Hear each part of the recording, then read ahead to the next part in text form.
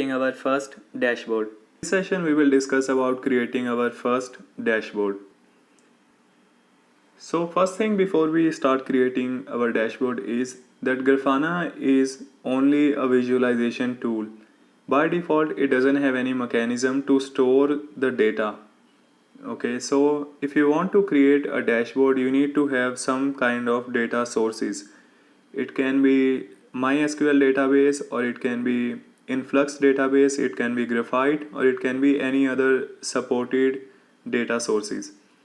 Okay, because what Grafana is going to do is it is just going to connect to your data source, and then it is going to create beautiful visualizations. It is going to give you the ability to create beautiful graphs, beautiful visualizations and things. However, Grafana itself doesn't store any of the data which you have. Okay, so if I click here on the plus on the left side and I can go to dashboard. Now here I have an option to adding new panel, and let's click on add new panel. And then here if you notice under the query window we have something called default. Okay, and here we have lots of other data sources available. Okay, so first thing we need to do is we should be creating our data source. So we should be able to see that created data source here, and then we'll be able to select that data source and then create our dashboard on top of that data source. Okay, so right now I'm just going to go back again, and then I'm going to click on configuration, and from the configuration we have option of selecting data source. That's one way of going to data source option. The other way is you can go to home option, and in this case I'm just going to discard it. So you click on home option, and then there you have something called add your first data source. So if you click on here, basically this is just going to take you to the add new data source option. Okay, so that's one way, and the way I prefer is going to configuration and then going to data sources, and after that go and click on add data source. Okay, now in our example we are going to connect to MySQL database, so I need to select MySQL database, but you can connect to lots of other available data sources. Okay, we will see connecting to some of different data sources as well. In this case we can just go ahead with MySQL, and now select or click on select option here, and then you will be going to the settings option of that data source. In this case now I have been moved to MySQL connection data source. Now here I need to provide hostname and database username and the password of the database to which I want to connect to. Now in your case I believe you should be having a database, and also you should be having the tables to which you want to connect to. In my case, let me show you what I have done. So as you remember, for Grafana we used MySQL database. So in that MySQL database I just created one more table which is called matrix, and in that matrix table I'm just sending some dummy data. That data is basically kind of CPU utilization data, and that data we are going to use for creating the visualization.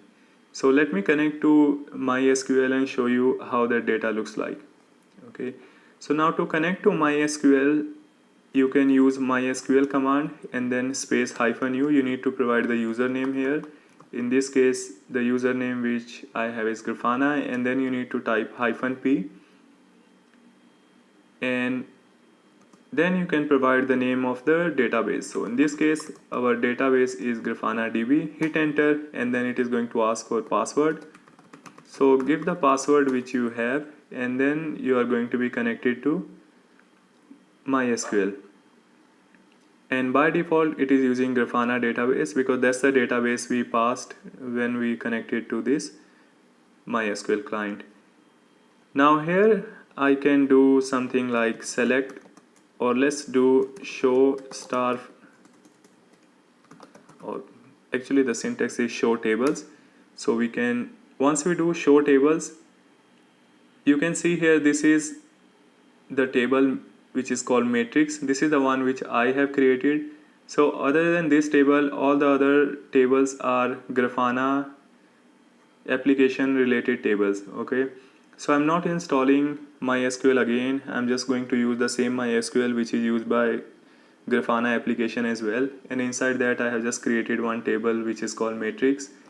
And if we want to see the data of this table is, so we can do select star from matrix, and let's say we just want to see 10 records, so I'm going to use limit 10, hit enter, and then you can see that's the data we have. Okay, so we have dt which is date time, we have cpu which is like cpu utilization, then we have io weight which is io weight, and then we have idle time of this system. Okay, again this is just the dummy data which I'm inserting to this database every second using one script. Okay, so here you can see on the other side I already have this script running which is actually inserting one record every 1 second along with some random numbers. Okay, so this is something which you don't need to do. If you already have data, you can just connect to that data. In my case I had to create this table, and then I'm going to connect to this table. So the things to remember is, now we will be needing a connection information to connect to this database, and then connect to this table which is called matrix. Okay, so now let's go back to Grafana again. So here in the settings I need to give the hostname on which MySQL is installed. So in this case we have MySQL installed on the same machine where Grafana is installed. So in that case I can give localhost, and the port on which MySQL running is 3306. Okay, in your case if you have MySQL installed on a remote server, okay, which is different than the server on which Grafana is installed, in that case you need to change here, you need to change localhost, and you need to provide the actual hostname or the IP address of the server where MySQL is installed. Then here you need to provide the name of the database to which you want to connect to. In this case database is called Grafana DB, so I have given that. And the username is, type the username and password. In this case I have given the username and password, and then that's all you need. Then you can click on save and test, and if it works, and if Grafana is able to connect to MySQL, then it is going to show a success message.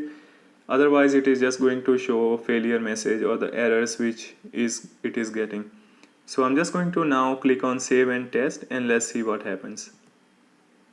Okay, now here you see data source updated and database connection is okay. So I see all the green signals, which means everything is completely okay and we are able to connect to this data source. Now if you see here on the top, this is the default name of this data source which is called MySQL. Now let's say I want to change it and I want to give some meaningful name, so I can give it name of matrix, or let's call it matrix data source. So for data source I'm going to type ds and matrix in the beginning. So whatever naming convention which your organization follows, you can follow those naming convention, and then you can click on save and test again because we have changed the name, so we must be clicking on save and test. So once you do that, again it is going to say data source updated. Also you are going to see the connection okay message again, and that's the indication that now it is working. Now let's say if you want to make this data source as the default data source whenever you create a panel, in that case you can click this default to, basically you can turn it on, and then matrix ds is going to be the default data source whenever you have any new panel created. So let me turn it off and click on save and test, and then let's see what happens when we go to plus icon on the left side and go to dashboard. So I'm going to press Control key while I'm selecting dashboard, so it opens on a new tab. Now it is opening in a new tab.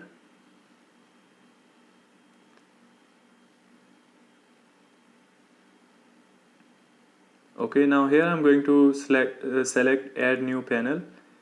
Now if you see, when we do add new panel, here we see some other data source. We don't see our data source as the default one. So if I click on this drop down, and then I can see the new data source which we have created, which is called matrix underscore ds. Now I want to keep matrix underscore ds as the default data source. So in that case, we should be able to change it to, or turn it on, and then click on save and test again, and then you can just close this. I'm just going to close this panel, and this is something custom which I have already made. I'm going to show you exactly how we can make like this.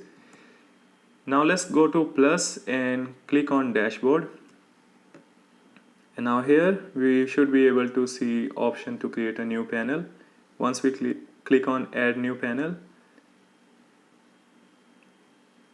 Okay, now here in the default, as of now, I still do not see matrix ds. Okay, so I have to see what's going on here.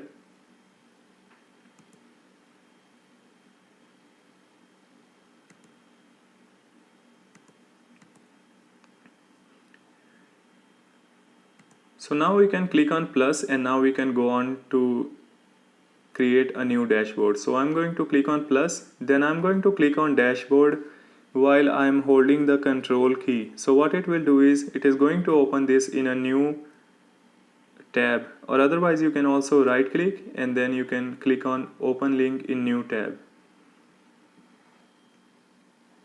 So once you do that, now you should be able to see an option to create a new panel. So click on add new panel, and in the add new panel you should have an option of query, and under the query you should be able to see some data sources, and if you click on the drop down you should be able to see the data source which you have created.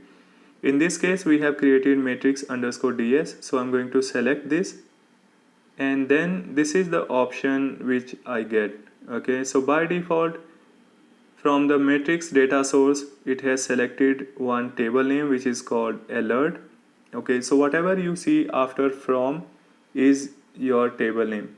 So we don't want alert table. The table which we have is, you already know, that is called matrix.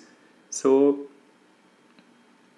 if you click on alert, okay, just left click on alert, and here you will have an option to type matrix. Okay, once you start typing couple of the letters of your table, then the table is going to be shown here, and you can select the table. So in this case I'm going to select matrix.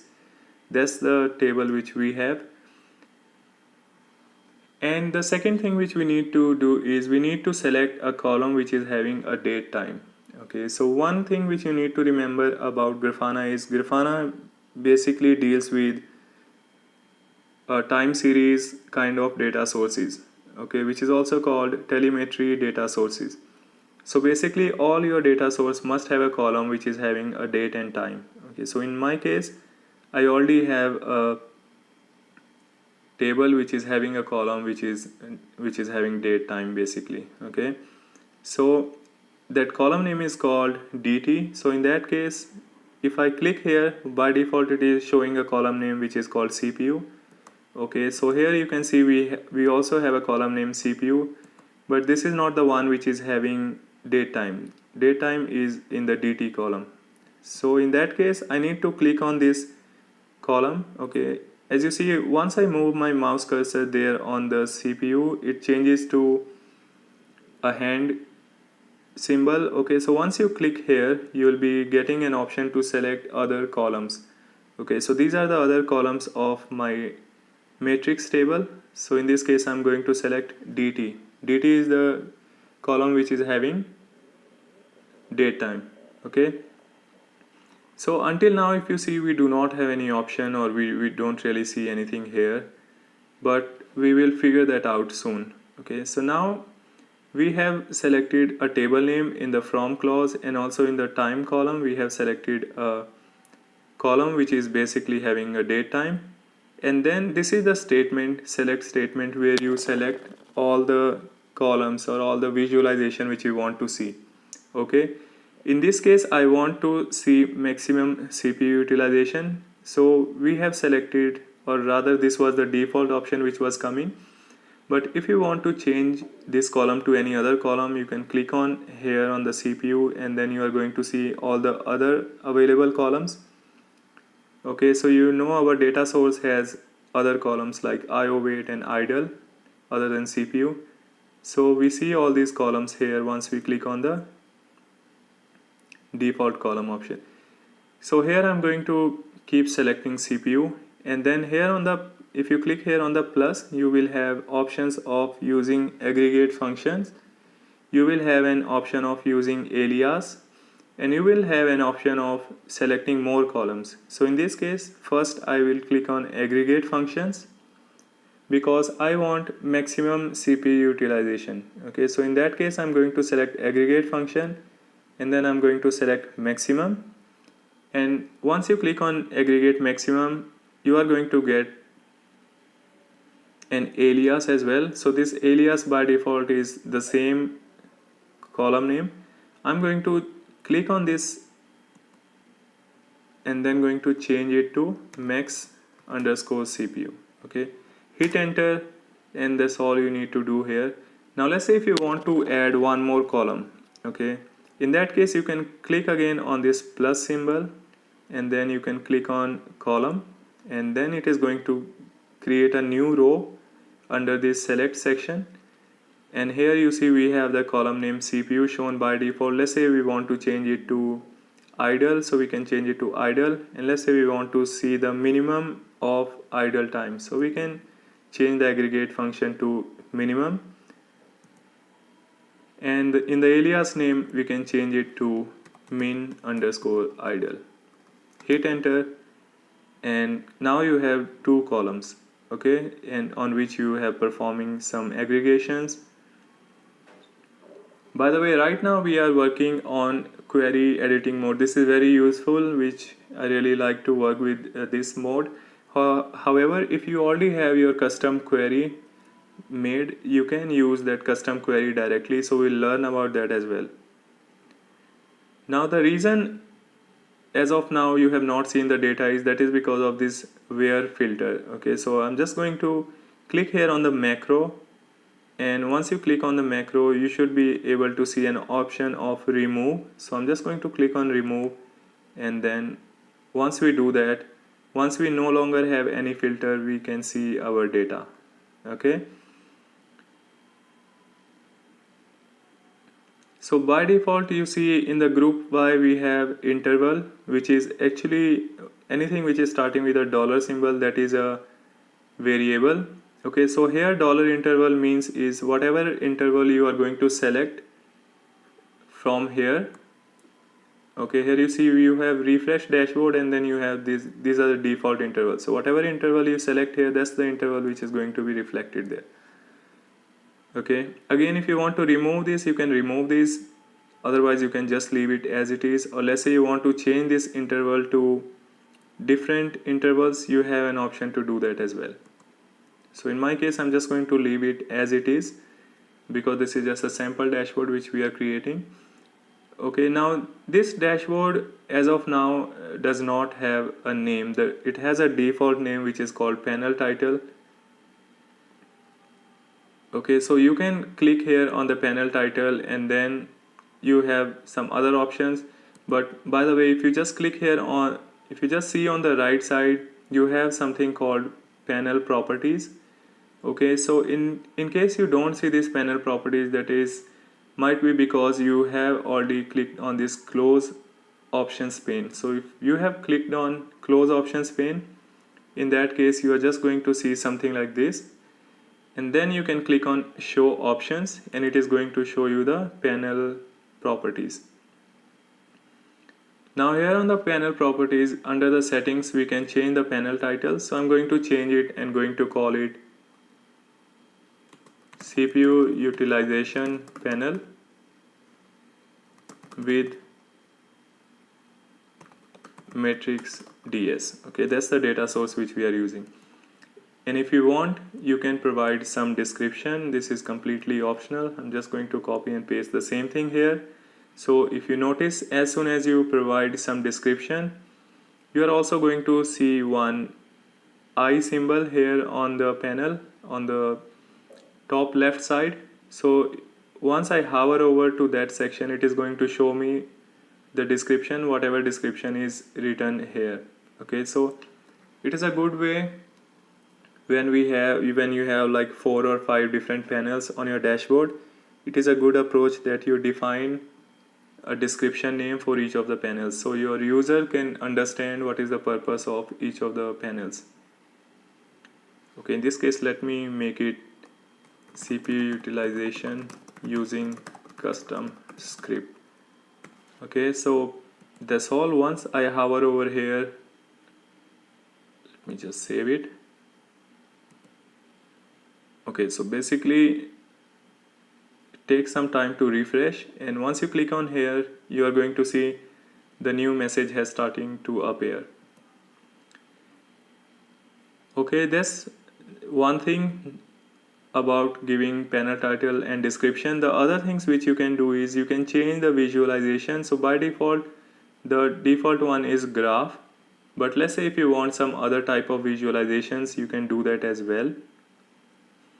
Again, remember the query which you are using here is going to be different based on the visualizations which you are choosing. For example, if you see here on the stat, it is going to show you only one option. So the query which you need to create for stat is going to be different than the one which we have created here for graph dashboard or graph visualization. Okay, so we'll see about other things later on. Now if you just scroll down, you have something called display. So you can play with displays, different options, and based on whatever changes you make here, the graph is going to get changed. So if I enable bars, or if I, let's say, disable lines, you can see the lines option has gone. You can enable it again. You can change the line width. Let's make it 7, and you can see now I have very thick line. Okay, then again in the area fill, you can select different options, and you can see the fill has changed. And in the fill gradient, again you can select something different, and you will see the gradient has changed. So you have an option to make changes on how you want this panel to look like. Okay, those are all available under the visualization display properties. So if I enable these points, and let's say we change the radius of these points, in this case we don't see any difference, but again depending on the visualizations which we have selected, you are going to see different visualizations when you make changes here. Okay, now we will discuss some different options in our upcoming sessions. For now, you have understood some of the basic things about creating a panel. Okay, so when you create a panel, you need a data source to connect to. So first thing, you should always create a data source. Then you can go ahead creating a dashboard, and inside the dashboard you need to create a panel.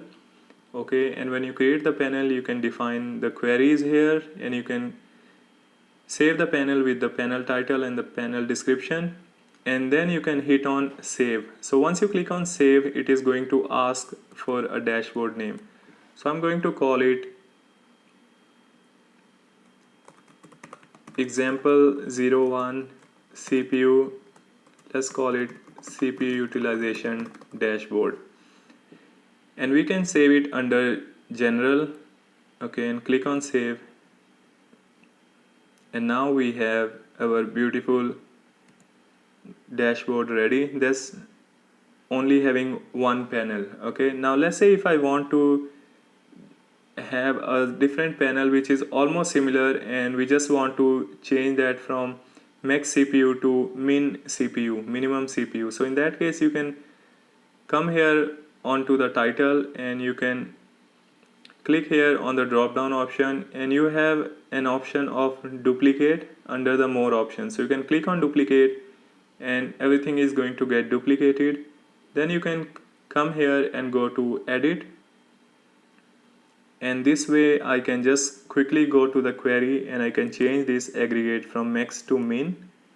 And let's say I don't want this column, then you can click here on the column. Once you do that, it is going to give you an option of remove. So I just got rid of idle, so the only column which I have now is CPU column, and we are now seeing the minimum CPU utilization. And also I'm going to change alias name to min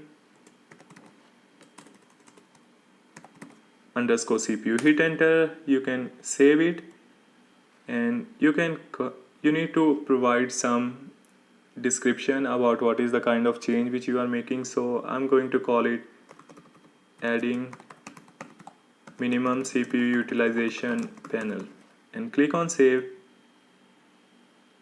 That's all, it's been saved. Now you can click here on the go back arrow, or you can press escape. So I'm just going to click here on the go back, and now we have two panels ready. Again, if you want to resize or if you want to rearrange, you can do that. Okay, so if you want to, let's say you want to make it a bit longer, you can do that. If you want to show it just parallel to each other, you can do it, or if you want to show it under each other, you can do that as well. So that's about creating a dashboard and also being able to visualize that. Now by default this is going to be refreshed whenever you hit refresh dashboard option from here. And let's say you want this dashboard to be auto refreshing every 30 seconds. In that case, you can click here on the drop down which is next to refresh, and you can select the interval. In this case, let's say we want this dashboard to be changing or refreshing automatically every 30 seconds, so we can select 30 seconds. Okay, so now every 30 seconds this data will keep on changing and you will always see the latest visualization.